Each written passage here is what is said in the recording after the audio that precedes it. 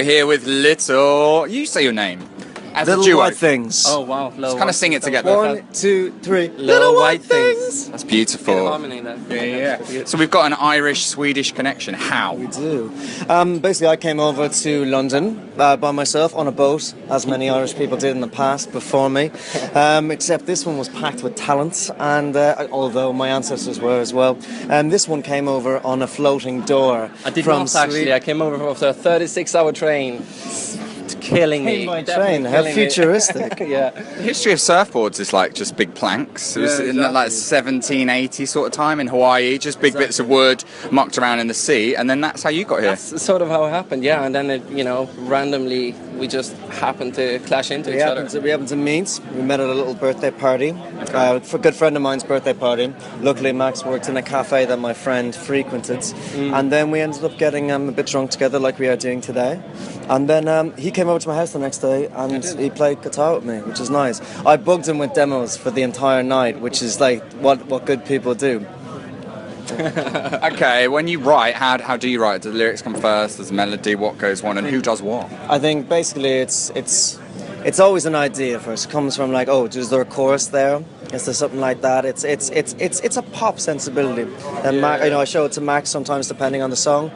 Max puts his little ideas down. I mean, the way it usually works is one of us often they has an idea of what to do with something, and then we sort of bounce it off each other a little bit, and there's like an idea put in place, and then we sit down, we listen to it, have a few drinks, and we say, well, what can we do with this? And then we start adding up to that. When we said about when we came over here on the boat and the door / train, think about it if it wasn't a train and it was a door, like I said, and it was like he came over on the door, okay, and I was on the boat, and we're just playing catch with each other with different little ideas, okay. Now I'm saying I have a bigger boat, but in no way applies to the size.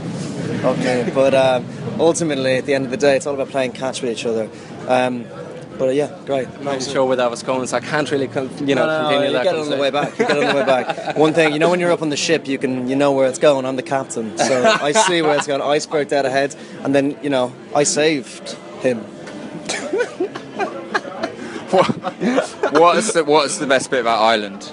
The best bit of Ireland? Well, I've got to say the people then, I guess. I love Dublin, love the people, love the mentality, and Swedes and Irish people seem to get along very well. We like a drink, like a chat, like to, write music. For some reason, we seem to just work really well together. What's your favourite Swedish band?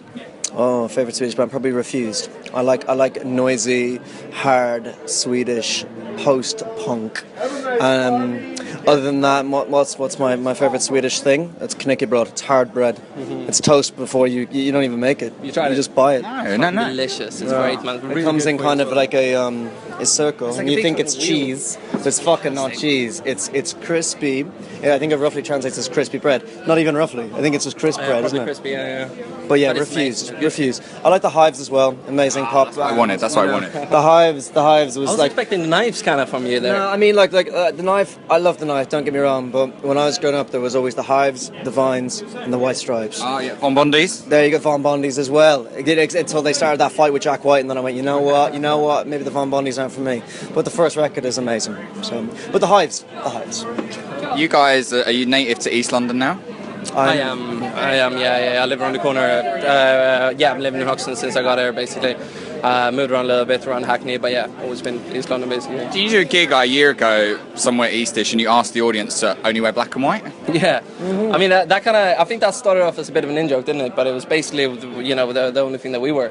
And then I think you started it. You shouted at someone in the crowd in the gig before that said, started doing this joke, and then it became a thing. And a lot of those people did wear it. Yeah. But then you did a video or something else recently where everyone was covered in colour paint. Yeah. You're just a bit confused with colour. Photo shoot as well. I'm confused in general, but what I like to do is I like the audience to be one step, behind us, so we can be fashion icons to them. So if I go wear black and white, I'll come in purple. I'll mix it up a bit. Do you get what I mean? I get it, and I like it, and I feel warmed by it. Thank you. We're looking forward to the gig tonight. What can we expect? Will there be pyrotechnics? Will there be like jumping off the stage? Will there be just mischief? Are you going to break any instruments? If you're in the front row, I'm going to jump onto you. Okay. That's what I'm going to do. I'm going to jump right onto you, and I know that because of your beautiful hat. Other than that, you can expect to hear lovely, lovely, big psychedelic pop songs. Okay. Very, very loud. It's going to be a lot of energy from start to finish. I'm excited. Great. We're excited. See you on stage. Yeah. See you then. Bye-bye. Ciao.